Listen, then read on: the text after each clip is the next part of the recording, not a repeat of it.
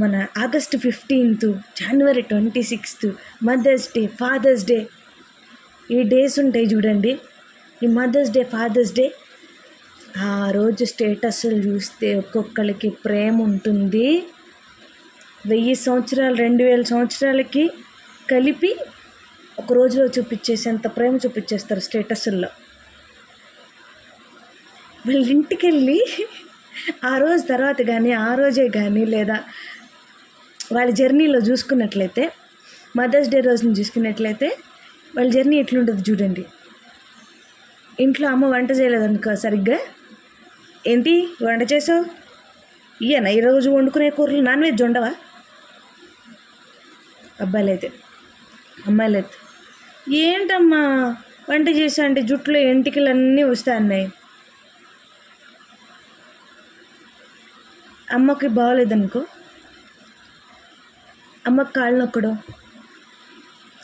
ఇంట్లో పని అంతా చేసేయడం, ఇవి ఎవడు చేయడు. ఫాదర్స్ డే రోజు నాన్న అప్పుల పాలైపోతున్నా సరే మనకు బైక్ కావాలి, మనకి కాస్మెటిక్స్ కావాలి, పూసుకోవడానికి రాసుకోవడానికి. లేడీస్కి అయితే నాన్న అప్పుల పాలు అయిపోయినాయి, మనకు మాత్రం కావాలి. కానీ ఫాదర్స్ డే రోజున నాన్నే నా హీరో. ఇంక ఈ సిస్టర్హుడ్, ఈ రాఖీ పండుగలు ఇవన్నీ వస్తాయి చూడండి. ఈ ఉంటే ఇది ఇంకో రచ్చ. ఒకడు పక్కన ఒకడు పచ్చగడ్డ వేస్తే బొగ్గుమని వండిపోతుంది అక్క చెల్లెలు కానీ అన్నదమ్ములు కానీ. ఇట్లా వీళ్ళు మాత్రం రాఖీ పండుగకి అన్నయ్య. నేను ఈ మధ్య రాఖీ పండగకి రాఖీ కట్టడం కూడా మానేసిన.